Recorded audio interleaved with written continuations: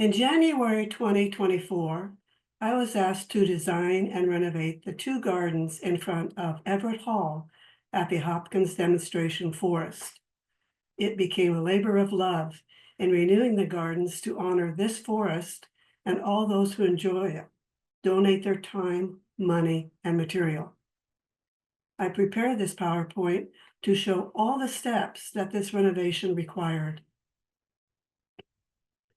Hopkins Demonstration Forest is a 140-acre privately owned forest open to the public.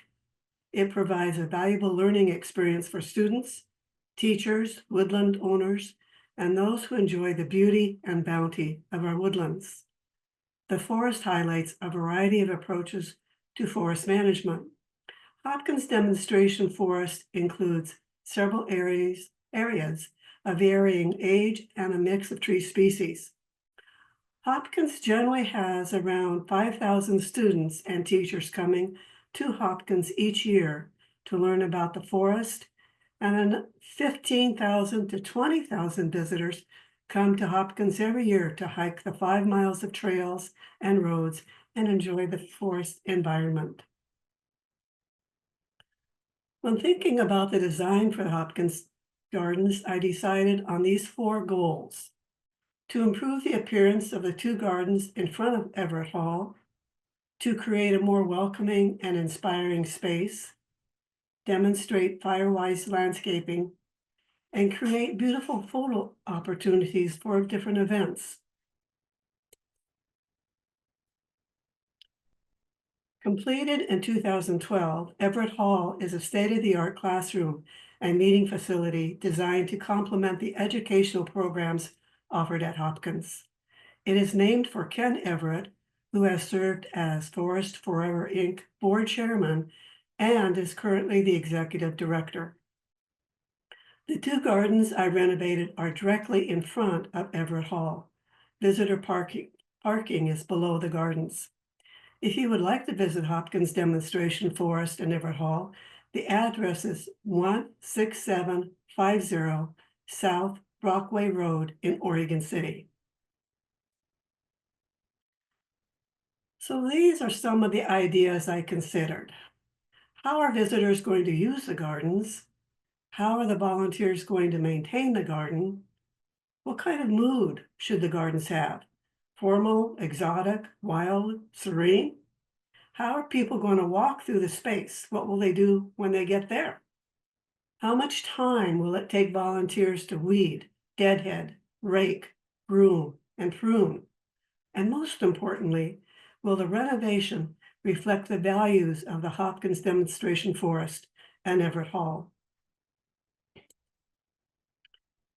So when I begin to design a garden, no matter where it is, I always think of these 4 design elements: line, form, texture, and color. And I will talk about them throughout the presentation.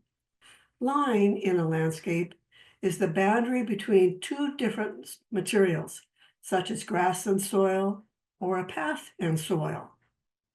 Form are the shapes of individual plants in a landscape. This includes squares, circles, triangles, or irregular shapes. For example, the Pacific Coast dogwood has an oval shape, and the vine maple has an upright shape. Texture is the shape and surface of a plant's leaves. It is how coarse or how fine the overall surface and individual leaves of the plant feel and look. A variety of textures provides interest and contrast in the landscape. Texture is what makes a garden exciting. Color is one of the most visible ways of expressing a garden's personality. And color can come from both the foliage and the flowers. So a combination of these forms gives the landscape interest and tapestry. Tapestry is the art of weaving plants together in a garden to create a pleasing combination. So this oval is the shape of the Pacific Coast dogwood, and this upright shape is the form of the vine maple.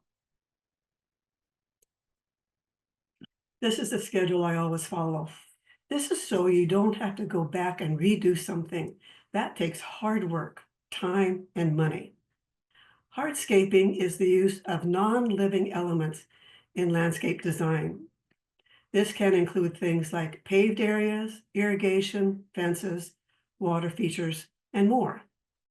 Hardscape is the opposite of softscape, which includes all the living things in your garden, like shrubs, grasses, flowers, and trees. There were 3 phases for the Hopkins renovation. Phase 1 was clean out, Phase 2 was hardscape, and Phase 3 was final design and installation of plants. In these 2 gardens, we saved 5 vine maples and 1 Pacific Coast dogwood, and we located them with a yellow ribbon so they wouldn't be taken out by mistake. It took master gardeners, foresters, and a tractor to make this all happen. We started in mid-May and we finished the gardens in mid-August. And it seems to be a rule that whenever you start work on a garden renovation, it rains and everything and everyone gets wet and muddy. Whenever I start a landscaping design job, I often name the different areas so that everybody working in the garden knows which area I am talking about. A while ago, I had one job where an area in the front yard had 2 boulders in front of a wall. And behind each of the boulders was a grass whose leaves draped over the boulders. I named this area the hairy eyeballs.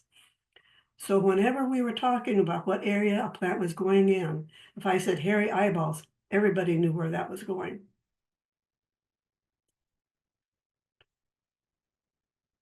The weeds formed a mat 3 inches to 4 inches deep, and it took shovels, that scraper on the tractor. It was a hard job.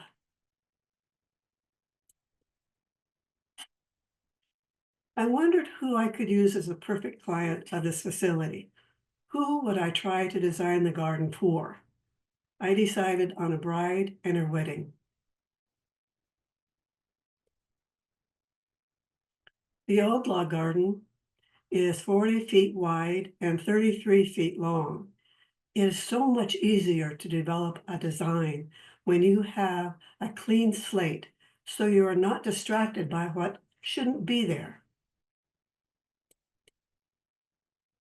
The whirligig garden is 28 feet wide and 70 feet long. This bird feeder wasn't really being used, so it was removed and a whirligig attached to the post. And this is how the whirligig got its name.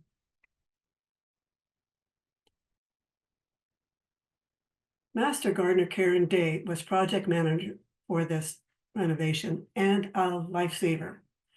So these are some of the things that we accomplished during the hardscape: irrigation, paths, landscape lights, electrical work, berming, river rocks. We cleaned up the area around the graves and gravestone where the donor information is. We added soil, we added boulders.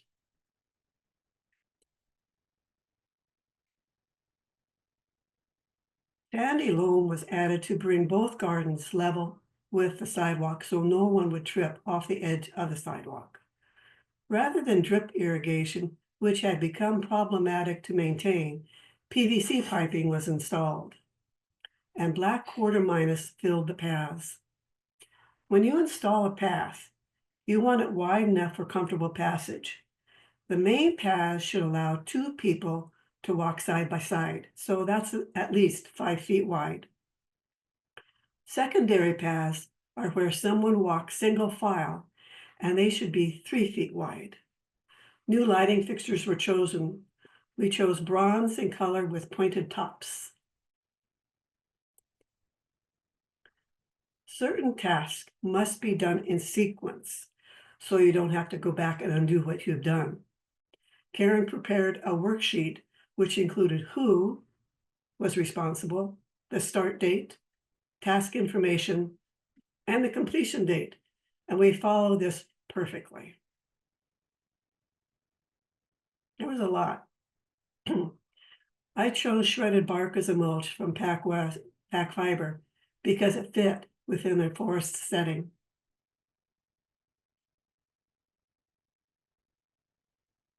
We had a staging area so material could be stored until we were ready to use it. This is the Firewise rocks we used, and this is the pile of black quarter minus that we used. We also stored our shredded bark and the stone benches and bird baths. I wanted a bench in this area for photo ops and also to provide a seating area for people to rest and see the gardens and the forest beyond. Black quarter minus rock would be placed under the bench up to the berm. Adding extra soil to the berm gave me height for the grasses that I was going to put in. These tall grasses on the berm would hide the woodshed located across the road. This is the pink line of the path, and this is the yellow line for the Firewise rocks.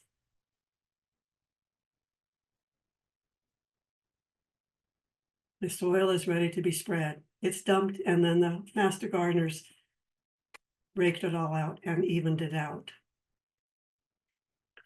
There are three things always to think about when creating a path: mobility, tripping, and liability. It is important to provide secure paving in rainy and wintry weather, and especially in public gardens, to accommodate wheelchairs, walkers, strollers, and such.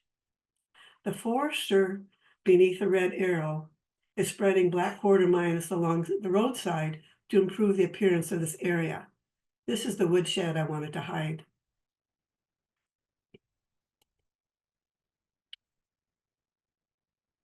Firewise rocks are being placed, and it rained, of course. The clean soil is spread in both gardens. All the Firewise rocks were laid by hand between master gardeners and foresters. These round discs cover the openings to the 2 septic tanks. Measurements were taken so that in the future, when the tanks needed to be pumped, the openings could be found under the Firewise rocks and the mulch.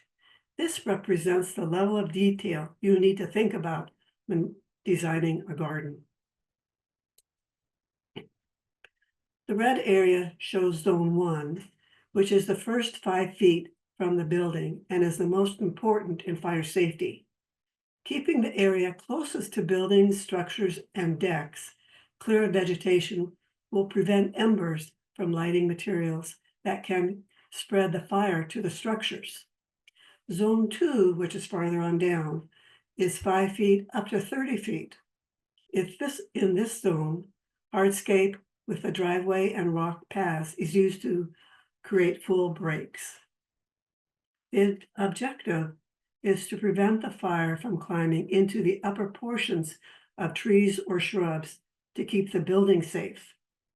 Eliminate ladder fuels, low tree branches, and nearby shrubs that can boost flames to reach the structure.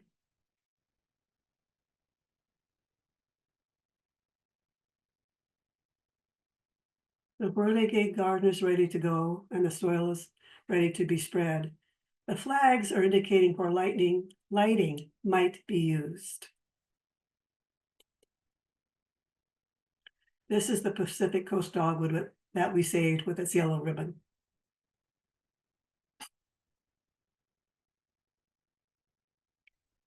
The old drip system was installed in a 2-foot grid. Over time, the tubing had become sliced and diced, emitter heads were missing, and the drip system was smothered in weeds. Drip emitters can become clogged with mineral buildup, sediment, hard water deposits, or roots. Filters require cleaning every 3 to 6 months, and emitters might need replacement every 2 or 3 years to maintain. The emitters are easily disturbed by animals and foot traffic, and given how many people come to Everett Hall and the demonstration forest, this was a concern. Sprinkler systems adapt well in various landscape designs and plant types. You can adjust spray patterns and watering zones to accommodate different planting areas and the growth of plants over time. These two public gardens have little to no shade. Watering is now scheduled to run at 5 a.m. in the morning for 20 minutes every day in late spring through fall. Ken had a line extended to the meadow on the east side of the Whirligig Garden, and the meadow will be used in the future for events and the possibility of games and tents. These are the innards of the PVC irrigation system. I really like to know how things work and how they are put together. This stuff fascinates me. You can see why you do all the hardscape first before planting can even begin.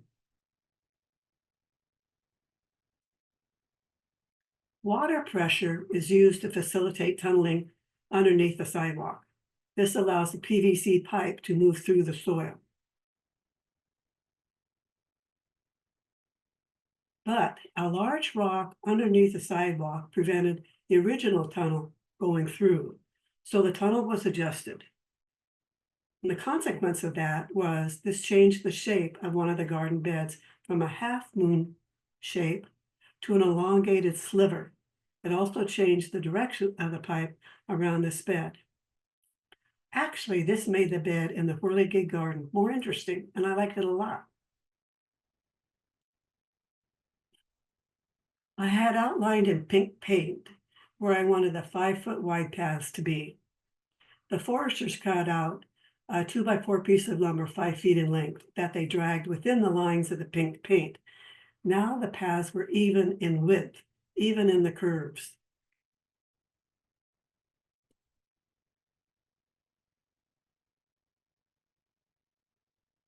This actually went pretty smoothly, given all the little features that had to be done, like the bending board and all the stakes to keep the bending board in place. The foresters are tamping down the quarter minus rocks into the paths. At one point, the machine caught on fire. The foresters repaired it and continued on. So expect the unexpected and go with the flow. That's my mantra. And the photo on the right, I'm in the background raking soil to prepare it for planting. In the back of the photo are the stone benches that will be put together by the foresters. They were numbered, but it was like putting together Lego structures. One bench would go in the old log garden right here, and 3 would go in the Whirly garden. We had this bird bath, it was lovely, but a more substantial one was available. So this bird bath got moved to the Whirligig garden, and the more substantial one put here.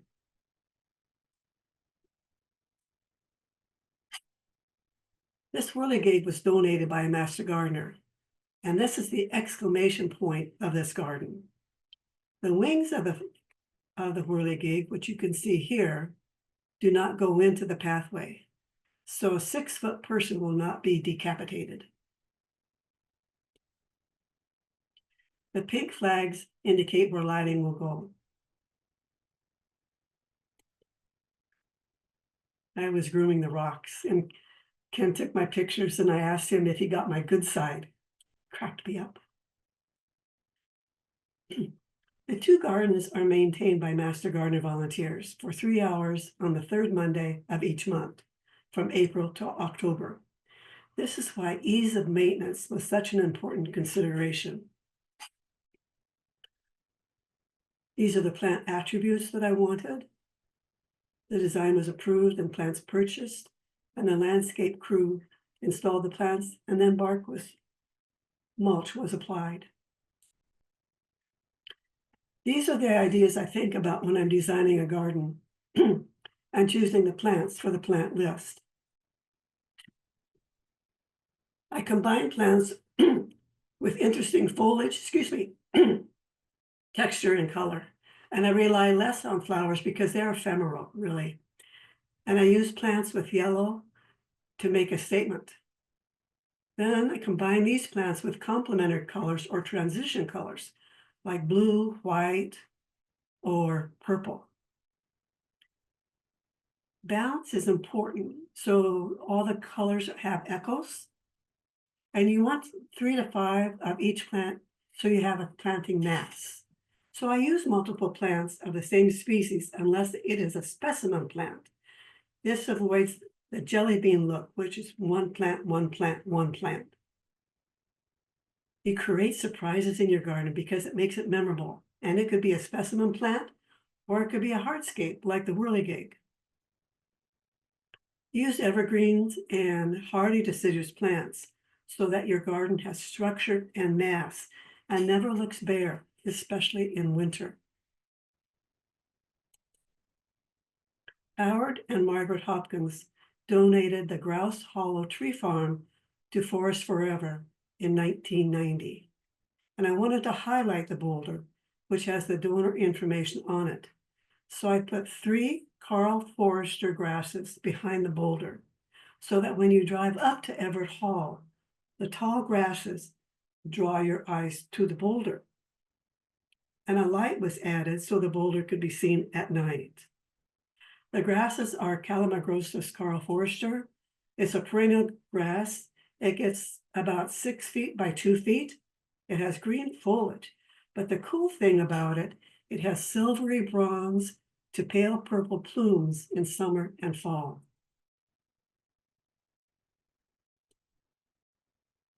Master gardeners are thinking about how to highlight the donor boulder with rocks in front of it. Designing these gardens was really a collaborative process between Ken, the master gardeners, the foresters, and myself. Shrubs and perennials are planted in groups unless it is a larger structural specimen, such as a tree or a plant that is really special. And when you use odd-numbered groups of 3 or 5, for example, they give a planting mass. For example, this is a mass planting of Weigela Maimonet. Here's Lairope, and here are lavenders. The red arrow points to a Calocarpa profusion, and it is the exclamation point in this garden along with the old log. This is our deciduous shrub. It gets to be about 6 feet by 6 feet. It has green foliage, pink flowers in the summer, and violet berries in the fall. The berries last until the birds eat them. It's stunning. The Calocarpus pink flowers will echo the pink flowers and the variegated pink foliage of the Weigela Maimonet. And the violet berries will echo the purple in the lavender flowers.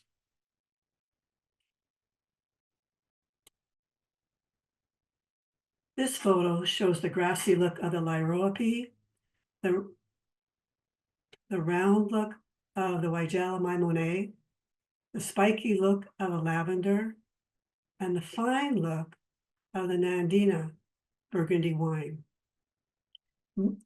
When you look at the surface, matte leaves absorb light. Shiny leaves reflect light, and you can use this to create interest in your garden. The shape is what it actually looks like, whether it's bold, ferny, palmate, like your hand, curly, grassy, lacy, jagged. This lighting was chosen with a pointed top to prevent them from being used as chairs.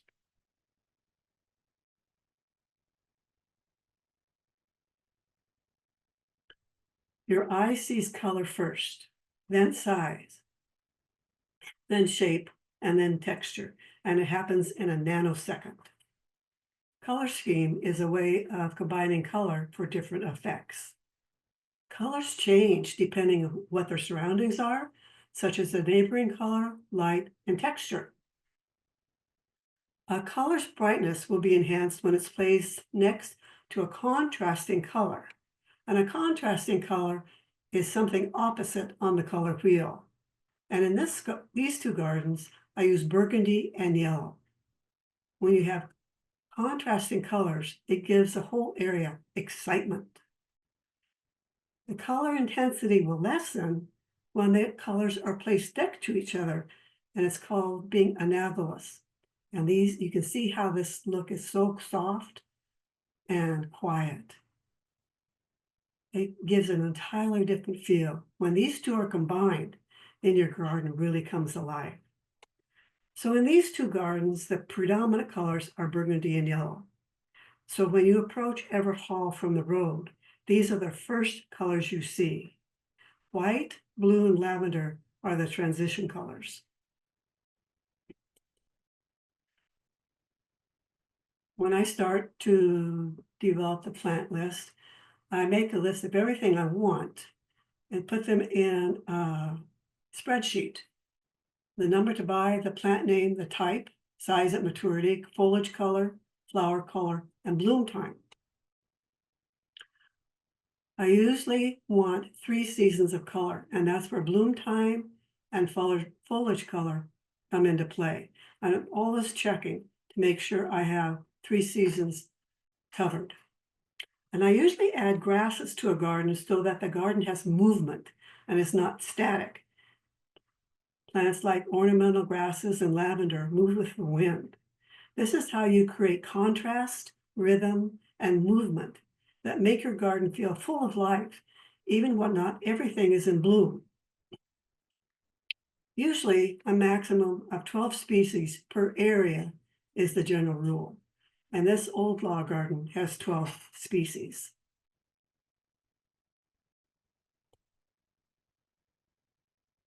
The red arrow shows a Calocarpa profusion plant. It is behind the Carl Forster grass, and both are going to be about 6 feet. The Calocarpa is a surprise as you walk along to the sidewalk to the entrance of Everett Hall. And when you pass the Carl Forster, all of a sudden you see this plant, especially in the fall. It's stunning. You want to give your plants room to grow. You plant them so that when they mature, the plants are not crowded. I call it being squishy. So that's why there's so much room between all these plants. So when they grow up, they won't look so crowded that makes you nervous. The red arrow shows the firewise rocks added to the garden bed in front of the parking lot and in front of Everett Hall. This ties this whole area together because of the rock's color and texture. This bench is my idea of where the bride and the bridal party will have the photo ops. My idea is that the bride and the groom will sit here, and then the wedding party will stand behind them, or they can do whatever they want. But when you sit on this bench and look to the forest, it is so peaceful and beautiful. I have morning light grass behind the bench to hide the woodshed.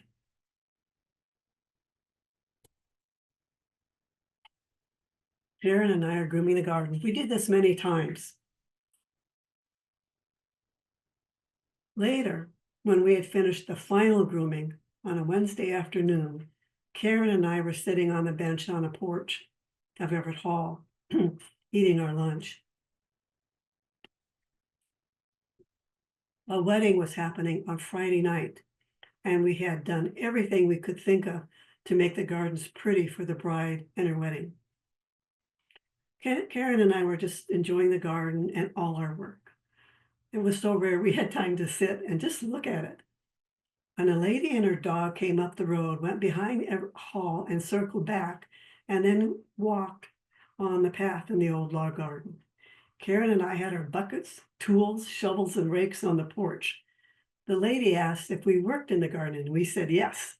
She said, "It is so beautiful." Karen and I looked at each other, an unsolicited compliment. We had the biggest smiles. It was the perfect ending for us.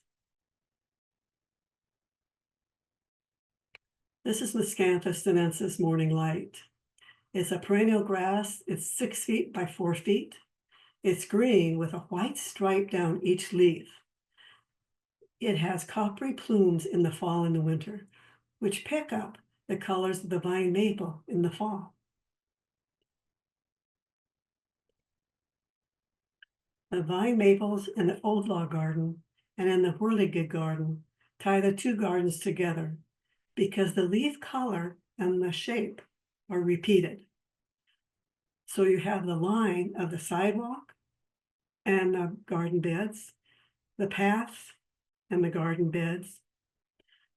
In the form, you have round, spiky, irregular, and upright. For texture, you have grassy, the fine leaves of Weigela maimonet, the spiky leaves of lavender and Kaluna. Kaluna is in the Erica family, is the same family as heather, except you don't necessarily need to prune these guys. You grow them for the spiky look. For color, we have variegated foliage, purple, burgundy, yellow, orange, lavender, bronze, copper, and pink.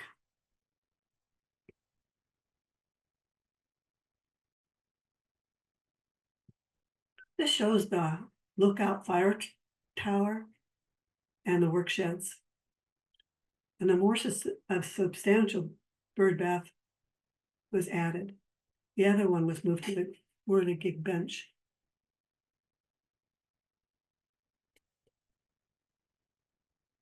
The Klatskanai Mountain Fire Lookout Tower was relocated to its new home at the Hopkins Demonstration Forest in Oregon City. The tower has education programs at the forest and is a special place for children and adults to learn about the history of lookouts and the role in wildland fire control throughout the Pacific Northwest. The lookout tower stands 65 feet tall. At the top is a 7-foot by 7-foot cabin surrounded by a catwalk. The tower was originally erected in 1954 as part of the Oregon Department of Forestry's Fire Protection Program in the North Oregon Coast Range east of Astoria. In June of 1984, the tower was decommissioned and moved to the Magnus Memorial Tree Farm near Wilsonville and operated by the World Forestry Center as an educational exhibit. As the years went by, though, the tower experienced vandalism and could no longer be properly maintained. So in June of 2008, Forests Forever Incorporated entered into an agreement with the Oregon Department of Forestry to relocate the tower to Hopkins for use as part of their youth and adult education programs. Always thinking of the bride there. The whirligig garden has 9 species.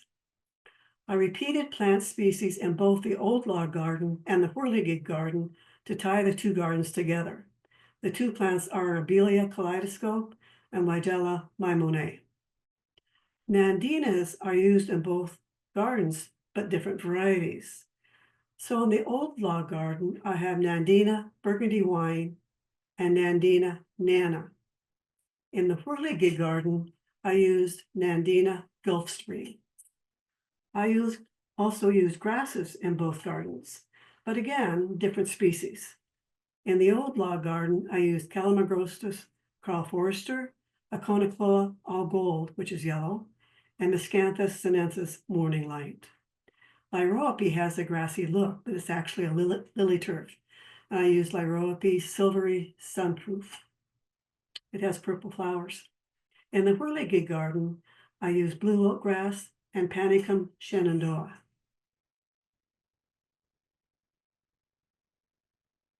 So the plants are placed and ready to be installed. The pink flags again show where lights are going to be placed. The brown grass is the meadow that's going to be used in the future events.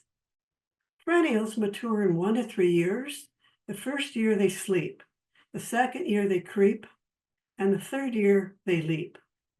Shrubs mature in 3 to 5 years.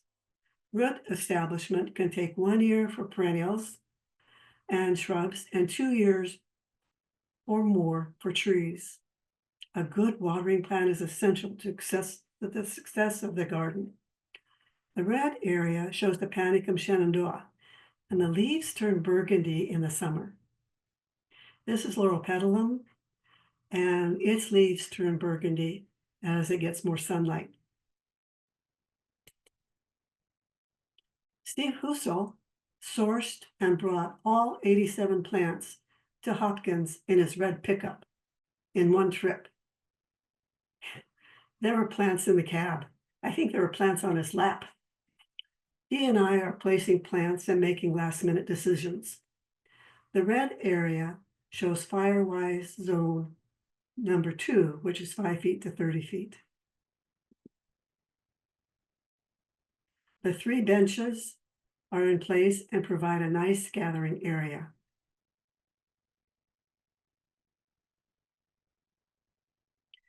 The Abelia kaleidoscope, the Loropetalum razzleberry, and the Panicum shenandoah will form a low hedge in time. I wanted to discourage people from making their own pathways through the whirligig garden, like you sometimes see in parks or on trails. The green arrow points to the garden bed and the path that were reconfigured when tunneling for the PVC piping was redirected because of the stone underneath the sidewalk. The plantings are low so everyone can see the rest of this garden. The shrubs are Weigela maimonae and blue oak grass.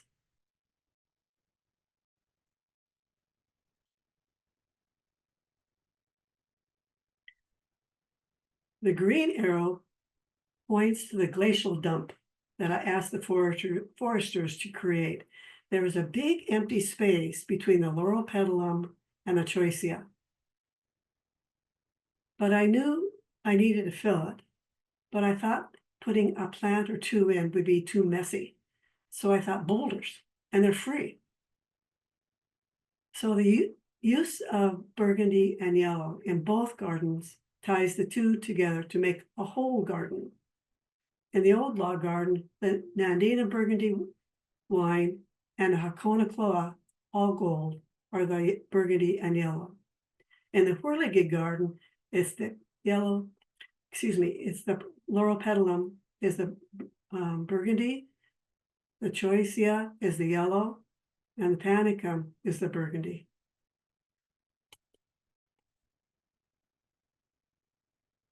So everything is done for the whirligig garden. This is the new bird bath that we moved from the old log garden.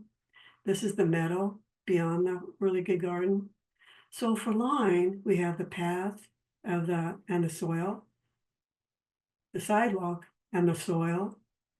The form is round, spiky, oval, and upright. For texture, there's grassy, the fine leaves of Weigela maimonae, the coarse leaves of the Choicea Sundance, and the spiky leaves of the blue oak grass.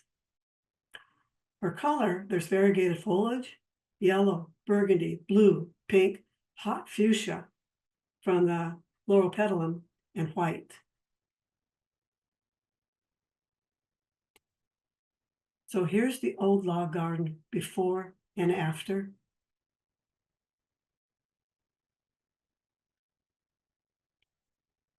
And here's the whirligig garden before and after.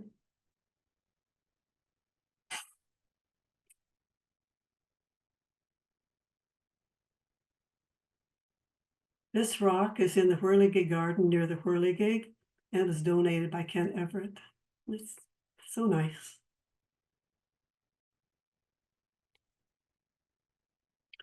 I want to give many thanks to Ken Everett for his vision and support.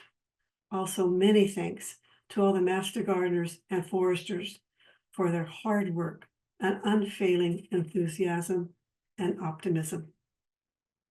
And thank you for coming. What an interesting project. It involves so many people. And it struck me when you were talking about this project. What would you say is the main difference between doing a project in a public area like this garden in the forest versus things that we do in our own homes? how would we adapt what you talked about for, use in our own garden?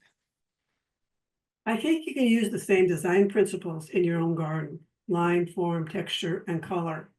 And remembering design techniques where you don't squish all your plants together. The most important thing, I think, and what I've seen, because I've been designing gardens since 1997, is that people want the plants first. And it's so hard to have the patience to do the hardscape first. And I actually had one client where the paths were in, the granite bubbler was in, and the plants were just coming in. We were grading, and all of a sudden, one party wanted to know where the barbecue was going to go, and the other party said, not here, not on the patio. And the first party said, mm-hmm. So the crew and I pretended we weren't there. And in a few days, I got a phone call from the second party that said they had agreed where the barbecue could go. It could go around the corner of the house. But that meant that the crew and I got to redirect 15 feet of path and irrigation. So now whenever I see a barbecue, I am really asking about it.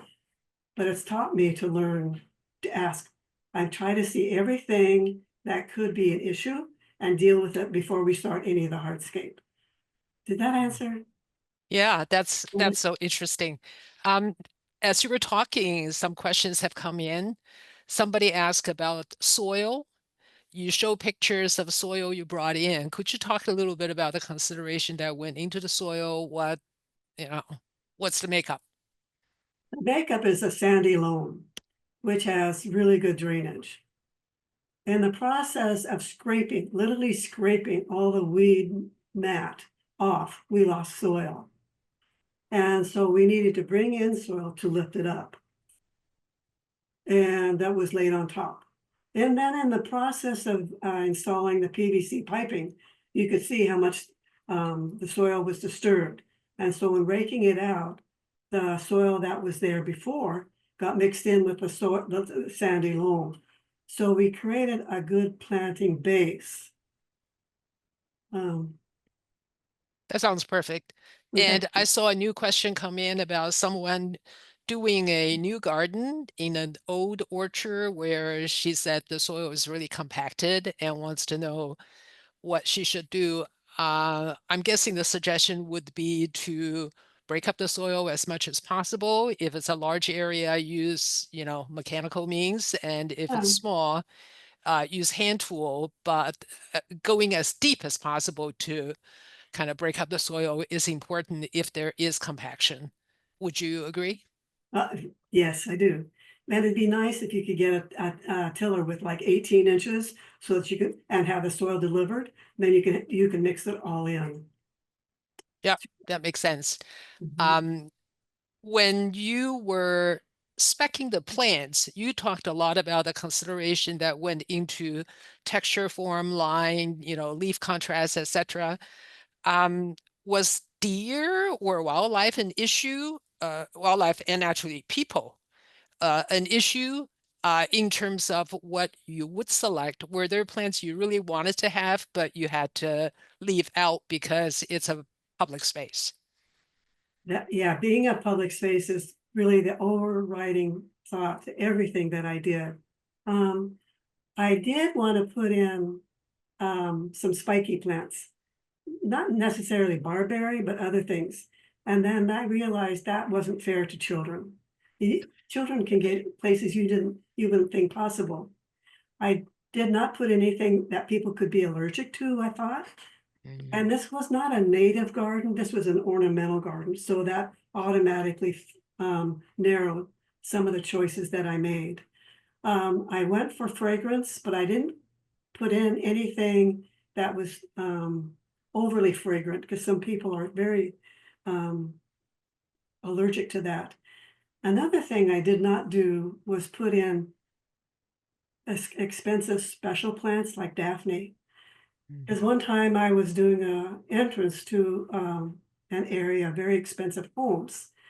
And so I put in plants that were reflective of the expensive homes, beautiful homes. and someone, when I was finished, stole all the Daphne. So that was my lesson, that I put in great plants, but I don't put in anything that necessarily people would want to steal Mm. or walk away. Well, that's interesting. I did never thought of the theft aspect. It's kind of sad, isn't it? Um, since this is a public space, are there plans for some kind of interpretation to explain anything the garden is trying to show people in how to put together a garden, etc.? You mean like signs, or are the plants Yeah, labeled? or interpretation, yeah, or plant Not yet. identification, anything. Well, there's So something to work on. thanks. Yeah. Well, below the ornamental garden is a native plant garden that the master gardeners also maintain. And that does have plant labels, and they've got Mm. a great interpretive signage. But they found in the native garden that sometimes the plant labels walk away. So I haven't decided about that. Mm. Well, that's interesting. Challenges that comes with a public space. You know, we were just talking about plant choices, and somebody asked a question about, are there guides available that will allow a beginning gardener to be able to make choices in order to achieve the line form, texture, color that you are recommending? What would be a good place? Oh, you know, I thought of Great Plant Picks. What do you think? Right, I use great plant picks all the time when I'm designing for clients because I trust the information.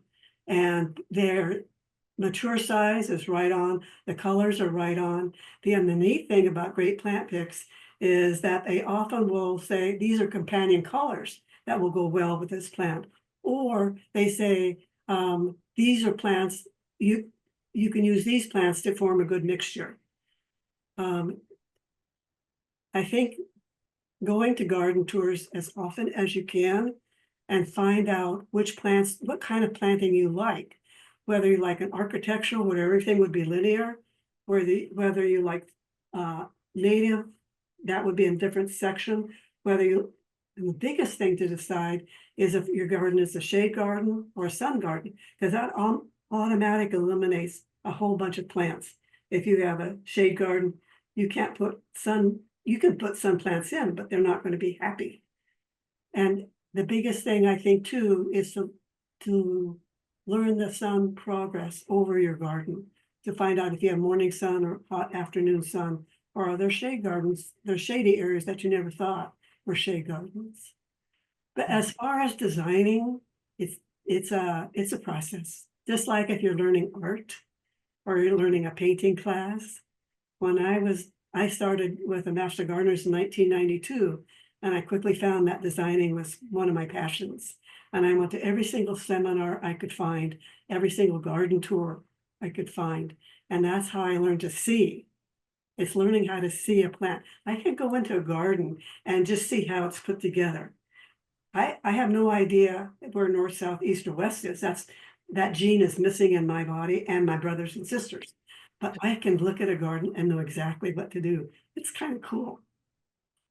That's so neat. Question. So if anyone watching this webinar is interested in using the Great Plant Picks resource, it is a curated list of plants for the Pacific Northwest Maritime Gardens, and it has a searchable database, and you simply put in Great Plant Picks, that's plural.org, and that will take you to their website. Have lots of fun with it.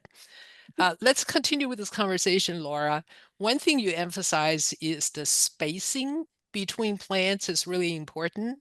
That's why your photos of a newly finished garden looks really empty. Mhm. I have a really tough time with that. So, Everything. so talk a little bit about, how do we deal with that? If, for someone like me, I Mm. can't live with a garden looking so s- sparse Okay. and wait 3 years. I actually had a client that came to me after it was all planted and it looked great, it was fresh and new. And she said, Laura, I have the money. I thought, okay, I should have explained this a lot earlier, why there's no plants. Um, what you can do is plant like annuals or short-lived perennials, and that will fill it in. It's very hard for a new gardener not to put in too many plants. And the way that I do it, if I know, say like the laurel petalum is basically 5 by 5. And so I go from this laurel petalum, I go from this stem to this stem. This is another laurel petalum, and I put 5 feet between the stems. Sometimes I go 6 feet because I don't necessarily want the leaves to touch. And that's how I figure out the spacing. And the same thing with the on the Weigela, which is like 2 by 2.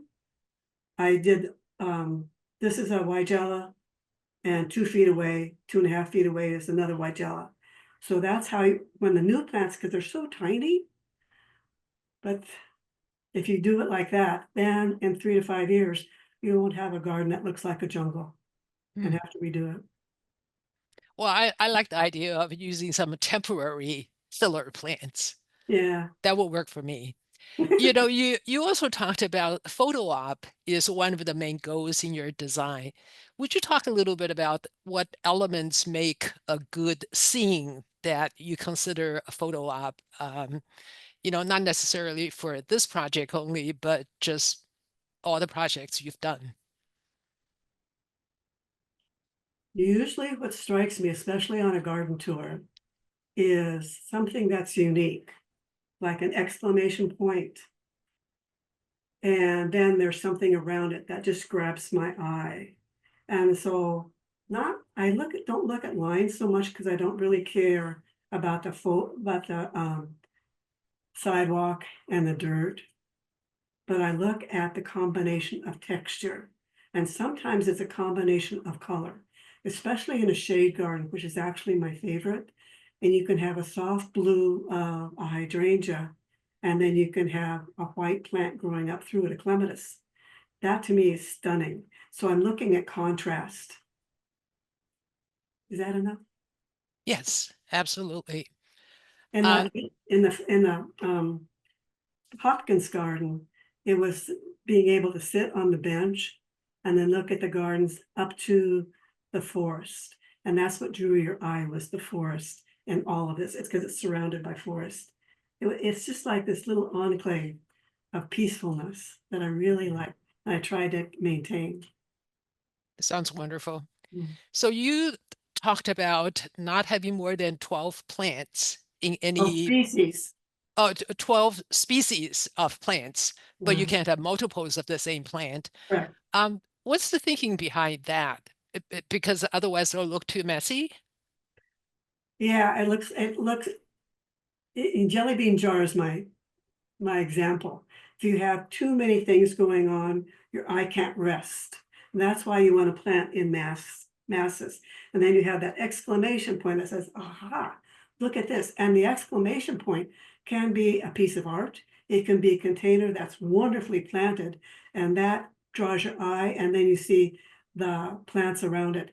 And sometimes it's hard to really appreciate a plant if there's only one of them, unless it's that special one like the calicarpa. But if you have a mass planting of hydrangeas or sarcococa or um, peonies, then you can get that effect of the mass at once, and you really appreciate the plant.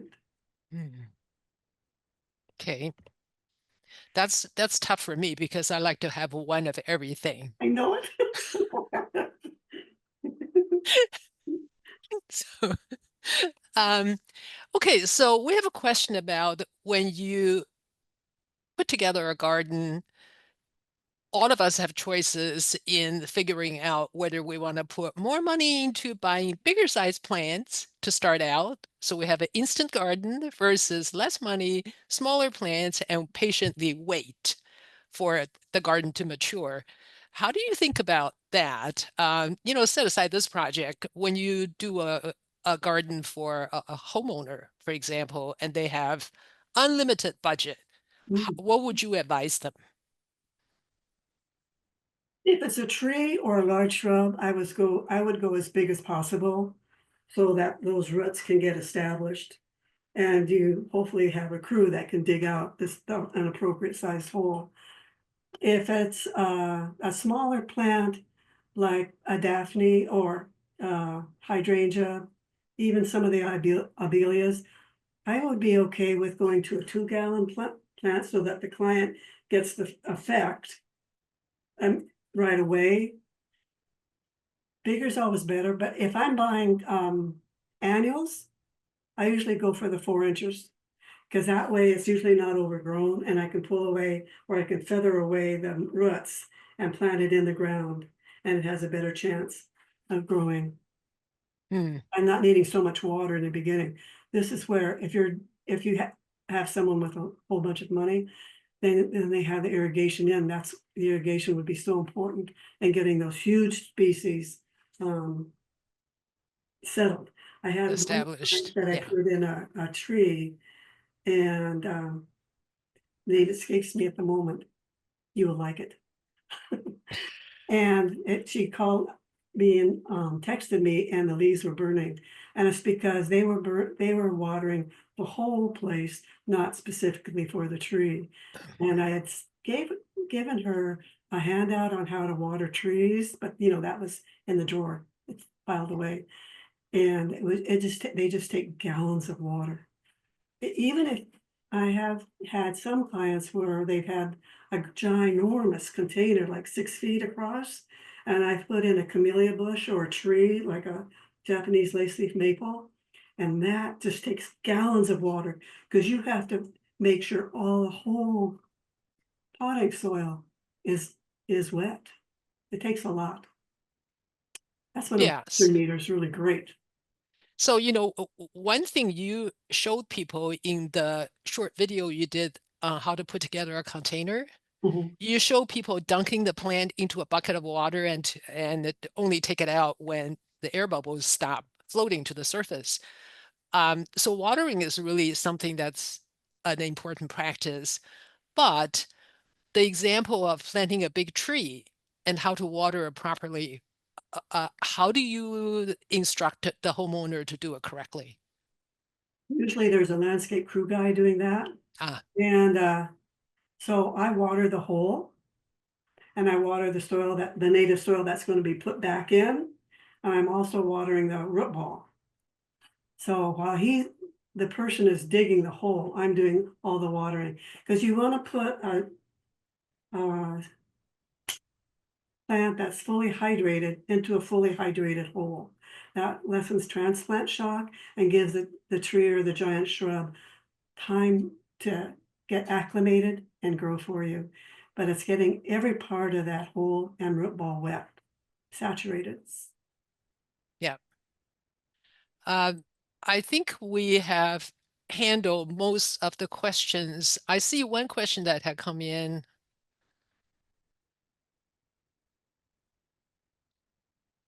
No, I think we've addressed all the questions. So if just as a reminder, if we did not answer your question, you think of something else, go ahead and send a question to the 10-Minute University email address that's in your Zoom confirmation, and Laura will be happy to answer them. Thank you, everybody, for joining us. Have a wonderful day. Thank you, Laura. Thank you, Sherry.